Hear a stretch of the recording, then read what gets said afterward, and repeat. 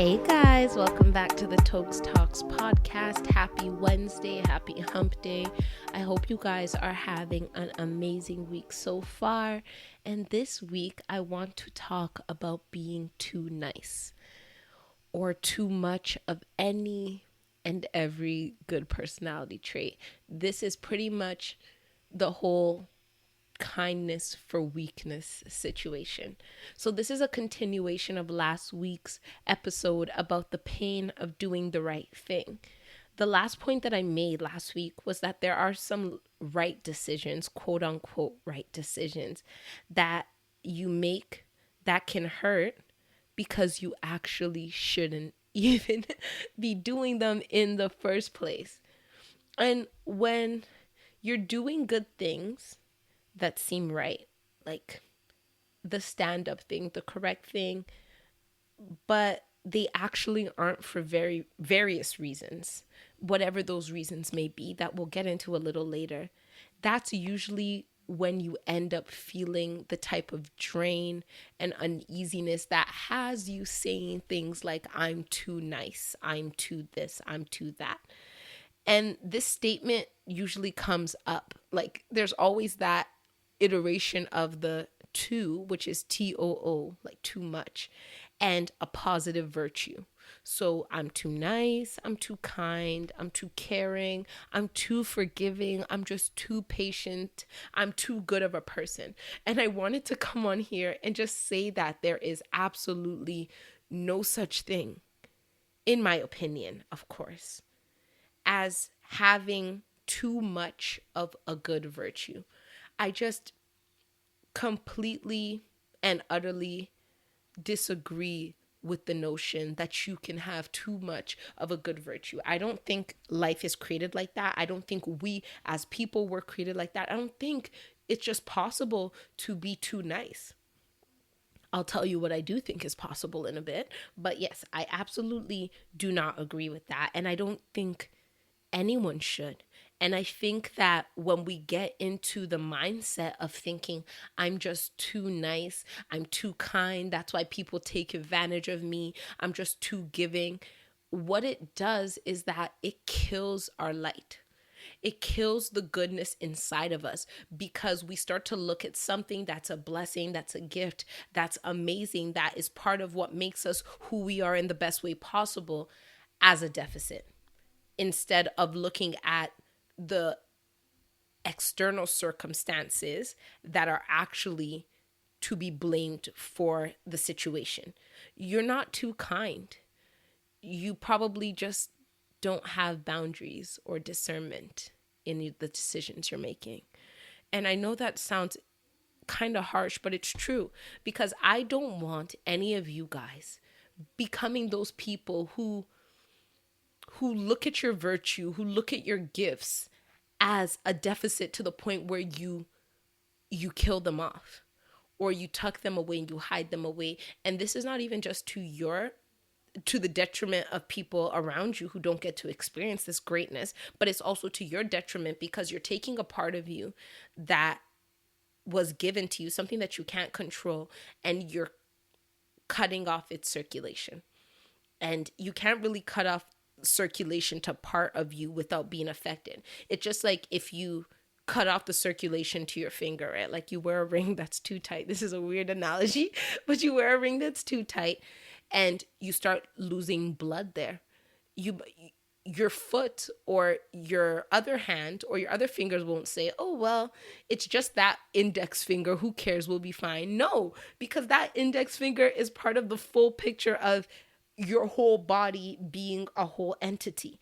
So cutting off a piece of yourself, cutting off your virtue, saying that you're no longer going to be nice to people, saying that you're going to become stone cold-blooded, icy queen or king because of the fact that you think you're too nice, and thinking that doing that is going to be to your benefit to protect yourself. It's not, because you might think you're protecting yourself in the short term. But what you're actually doing is changing like your buildup, changing your chemistry or your biology of who you are, because this is something that's a part of who you are. Now you've decided that you're no longer gonna give it expression. because you think that it's not a good thing, whereas virtues are great things. Because virtues, by their nature, are good traits. They are necessary and beneficial not only to those who receive them, but also to the owner, right? That's exactly what I'm talking about. And that last part about it being beneficial to you as the owner of said virtue is key. We we gain light by giving light. Like, I know for me, when I'm feeling down, if I am able to give to somebody in any capacity, be it a compliment, be it money, be it a meal, be it time, and or making somebody laugh, that picks me up, because part of who I am by my nature, by design, is a giver. So imagine now being in a situation where I give to somebody and they take advantage of me. And because of that, I say I'm never going to give to anybody else. On those days where I'm feeling down, where giving could actually be that thing to pick me back up, I will now no longer do it because I think too much giving is a bad thing. And yeah, of course, the people who would receive would be losing out. But then again, they probably didn't know I was going to give them anything. So they probably aren't missing out on something that they didn't know existed. But on the other hand, me, who is supposed to also gain some benefit from doing that thing, I am losing out on purpose because I know this would make me feel better, but I've convinced myself that it's a bad thing. So now I'm sitting here stuck and there's nothing I can do to change it because I've convinced myself that my virtue is a detriment.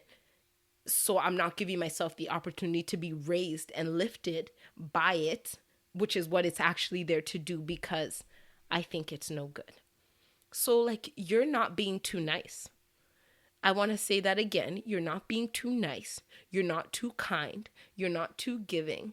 You're not too caring. You're not too forgiving. Because two should never be attached to any of those things. What could be the case, though, is that your discernment on who is deserving of a high level of access to you is off. Let me repeat that again. You're not being too kind. Your discernment of who is deserving of a high level of access to you is off. Like, I know that I am a giver. Like, I will give until there's nothing left. And that is a horrible thing to do. I'm going to say that very honestly, because part of what allows me to be a giver is the fact that I am around people who also replenish me and give to me whatever I need. So yes, I can pull strength and joy from myself through doing the things that make me feel good. But there is also something to be said for the connection that comes from being refilled externally from people. Of course, you can tap into that well that never runs dry of all the goodness you have to give, but it's so much better to give from a place of overflow. And the only way you can get a place of overflow is to be replenished by people, right? So understanding the way that I give, understanding that I am a giver, and knowing that not only am I a giver, but I will overgive in terms of, you don't even have to ask me. If I assume it's something you need, I'll go out of my way and do it for you. That is not something you should do for everybody. Could you imagine walking down the street and seeing every single stranger and saying, I think this person and the next 500 people I walk past are going to need $20. So I'm going to go out of my way and go into overdraft and debt to give all of these people $20. It sounds stupid, right? It sounds ridiculous and it sounds not sensible. I don't know how else to put it. But we do this all the time. Like, imagine that same scenario where you walk down the street and you give $20 to every single person who you see because you assume that they need it. And then 3 weeks from now, when you're $50,000 in debt, let's just say, you say, I'm too giving. I'm never going to give to anybody again. And then somebody asks you, what happened? What did you give? And you're like, I'm just such a nice person. I walked around and I saw and I felt it that people needed money. So I gave them everything I have and now I'm in debt and it's ridiculous. That person would look at you like, are you crazy? What on earth are you doing? But this is what we're doing when we don't discern who is deserving of a high level of access to us. And when I say high level of access, it's about creating boundaries. Not having boundaries in place to protect yourself will have you feeling like the good parts of you, the great parts of you, the God parts of you are curses. And that should never, ever, ever be the case. You were given these gifts and they should never be a curse. And the only reason they feel like that is because you are not creating boundaries as to how much of this you give to people. Many people in your life will be thank you people. That is all they will ever be able to give you. And that is absolutely okay, right? I'm not telling you guys that you shouldn't be nice to people who can do nothing for you in return. And if we're being very honest here, those people who can't do anything in return for you, doing for them isn't usually where you feel this drain. You usually feel it when you're dealing with somebody who you have these expectations of, and when they don't do it for you, you start to feel like maybe I should do more for them to prove my value to them, so that then as I'm doing more, maybe eventually they'll click in that I'm the one, I'm the right person, I'm the go-to girl or guy, I'm whatever it is that they need. And hopefully eventually when I've put myself in emotional overdraft, they'll finally see my value and replenish me back not only to like zero, but above that. But that's really risky behavior. It's a risk that you shouldn't take. And for me, because my I know who I am and I've worked towards it. Like I used to think there was a point where yeah, when I went through my horrible breakup and I looked back on the things that I had done, the ways that I had shown care, like not to give examples, but yeah, to give examples, there was a time where I had helped him in a way that was extremely overexerting to me. Like, I helped him move, and he had friends. He could have hired movers, a bunch of people. A bunch of people were available, but for whatever reason, none of those people were accessed, and I was the one who was called to be of assistance. And when I got home that day from moving for like 12 hours, my feet were swollen. Like they were ridiculously swollen and in pain. And when I looked back on it, I was like, you shouldn't have done that. Like, you shouldn't have done that. You should have said no. You should have said this was too much for you, because at the end of doing all of that, there wasn't even appreciation. There wasn't even, there were certain expectations that I thought would come from doing it. Those weren't the only reasons I did it, but they were some of the expectations that I thought would come, and none of them came. And it was like, okay, you're sitting here and your feet are swollen, you're tired, you're dust, and there's literally nothing to show for it. And why did you do that? It didn't make any sense, you know? And looking back on those type of situations, I know that at the end of my relationship, looking back on all these things that I did, that people would say, you're too nice, you're too this. I'm like, no, I'm not too nice. I am absolutely doing everything that I'm meant to do. But the direction in which I was doing it, or the intent for which I was doing it, was wrong. So I took it upon myself, knowing my nature, knowing how I get, to put up a boundary. And that boundary was that when I meet somebody who I really care about, I am going to not give all of myself initially. I'm going to take a look. I'm going to see a lay of the land. I'm going to see how this person gives and how they operate. Because I know that if I don't create those boundaries and have that discernment, I will end up bleeding myself dry. So does that mean I'm never going to be kind? Absolutely not.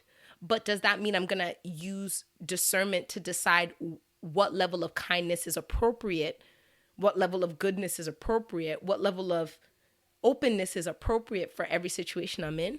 Yes. And that's what all of us should do. I will never, ever say I'm too kind, because I have been blessed with people who fill my cup and overflow it and run it over and overwhelm me with love and all the good things that I give, I get it all in return, you know? So I would never sit here and say that one person who tainted the situation, I can't even blame anybody because I am the one who has access to the way that I give. But my inability to see that I should have taken a step back and the way that that affected me, I'm not going to use that to now discredit the goodness of the gifts and the virtues that I have inside of me. Right? So I'm sure you can never come home after a long day and feel drained because you said thank you to too many people who served you or held the door for too many people who were behind you. Like, this doesn't happen, right? And we're giving kindness to these people who don't give us anything in return. Like, especially when I was working downtown and you would hold the door for someone and they wouldn't even say thank you. Like, I would be like, you're trash for like 10 seconds, but I would never feel drained, you know? So like, what I want you guys to know is that there is a space and there is an appropriate allocation of energy and emotional resources to be given to people who will give you nothing in return. Whether you want to admit it or not, there is. And with that being said, there is also a certain amount of expectation you should have of certain people in your life. Like, I used to look at it as, oh, I don't want to bother anybody because I know they're personally going through a lot of things in their life, so I'm not going to ask for anything. But as someone who gives to people unprovoked, it's not wrong to have expectations of certain people in my life to be able to do that for me. And I think that's where people really get it wrong. There's absolutely nothing wrong in asking. And as someone who never used to ask, now I ask for everything. Do I need help? I'm asking.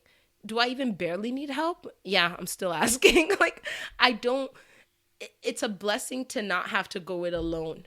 And to take that blessing and disregard it and go it alone, there's just really no point of it.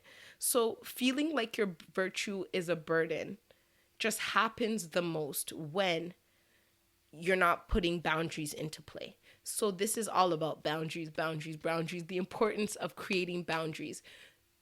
Your boundaries are off, your discernment is off. Your virtue is never a bad thing. And I have an episode on boundaries. I will link it in the show notes. So if you want to have a listen to that and see what I have to say about the importance of putting up boundaries, because I have become boundary queen. I will say no and not lose an ounce of sleep because it is just that important. So like, to live in a way where people trample over you in exchange for you overexerting, which is what happens when you don't have boundaries, which is what happens when you don't have discernment, isn't desirable. One, it's not the way to live life. It will have you feeling scorned. It will have you resenting your goodness. And may we not get to places where we resent our goodness. It's not biblical. There is nowhere in the Bible that it says, let people use you dry and just be there. Like, nowhere. Yes, there are scriptures that tell you, like, if someone slaps you, turn the other way. But those are a bunch of different discussions, and that does not apply to this. But it's also not advisable. Like, me telling you guys the story of my swollen feet where I couldn't literally put them on the ground for like 4 hours, and I had to raise them up because they were so swollen. Doing that, like, I think that's probably the one that's like a wake-up call of, yeah, something you really should not have done because you overexerted. That would probably be it. Like, that's not fun. It's not advisable. It's not even physically safe. It's not mentally safe to just overexert yourself to no end. So if you are struggling with this, as you can tell that I have, and I still do to some extent, because learning is constant and it never ends. If you're struggling with feeling too much of a good thing, I need you to ask yourself 2 questions. The first one is, why am I doing this? Like, it might sound so simple, but why are you doing what you're doing? That thing that is exhausting you, that thing that you do and you immediately feel horrible after, you feel guilty after, you feel ashamed after. Why are you doing it? And be honest with yourself. This is not something you need to answer to anybody or you need to tell anybody. It's a me and my mirror type of discussion, right? Why am I doing this? What is motivating your actions? Are you doing it with an expectation in mind? And if you're doing it with an expectation in mind, and that expectation is something that isn't necessarily valid, I don't even know how to put it.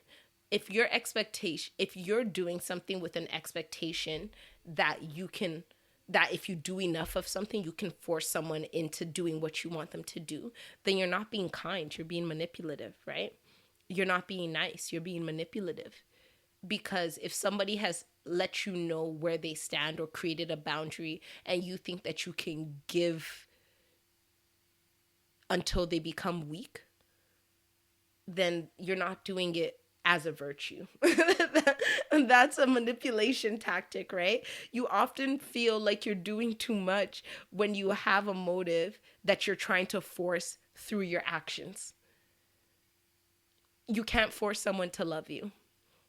You can't force someone to appreciate you. You can't force somebody to see you. And you can't force someone to change their mind about you. And that sucks. That sucks, if I'm being completely honest, right? Like, it's one of those situations where I'm sure we've all had one iteration of it or another. It could have been in a romantic or hopefully romantic relationship, or in a career where it's like, I'm gonna bend over backwards to make you see that I am what you want. And I hope that you'll see it. But when you don't, I'll be sore, because that back bend was way more than my flexibility would have allowed. So ask yourself why you're doing it. Because if you're doing it to force something out of somebody, then you're probably going to always feel exhausted, because it's never going to be enough. And the thing is that if you have to overexert to prove your value to someone, you're going to have to continue to consistently overexert, and maybe even do it more so to maintain their perception of your value. Because the thing with consistency is that once you get what you want, you can't slack. You have to continue doing what you were doing, or do more to maintain. And if you're already doing too much and it feels exhausting, then maybe that's a sign that you shouldn't be doing it, and that your virtues would be better appreciated elsewhere, which in itself is tough. I'm not going to deny that at all, but sometimes the truth is. So the first question again is, why am I doing this? And the second question is, what could I do instead that wouldn't overwhelm me? That is the one you ponder on. And what are the consequences of you not being overwhelmed? Right? Like, let's stay with the bending over backwards analogy. If you're bending over backwards for somebody to see you, and you're realizing that the back pain is becoming emotionally overwhelming, and you decide that what you can do that won't overwhelm you is to stand up straight. And now you stand up straight and they really don't see you. Be prepared to be okay with that, because that's just the reality of what things are, which I know is not easy at all, but it's much easier to move on with your peace and your self-love than it is to bend over backwards, break, and then have somebody complain that you're broken when they don't realize that you broke for them. So yeah, I really hope that that helps you guys. And the words to live by for this week are: check your intent. Like, what do you really want to get out of this? And when your intent is manipulative or coercive, it's going to have you doing way more than you need to. And when you do all of that and it still doesn't happen, that's when you start to think that your goodness is a bad thing. But it's not your goodness. As I keep saying, it's your boundaries and your discernment that is off. You will never be too kind, too loving, too good. It's not possible. Because when you are kind and loving and good in all the abundance and all the ways that you can fathom, think, imagine, to the right people, it will feel so, so, so satisfying, so gratifying, so refilling, so happy. You'll be like bursting at the seams, because you've been replenished in the way that you should be. So thank you guys so much for listening. Please don't forget to share with a friend, leave a review, subscribe, and rate the podcast. Thank you again. Have an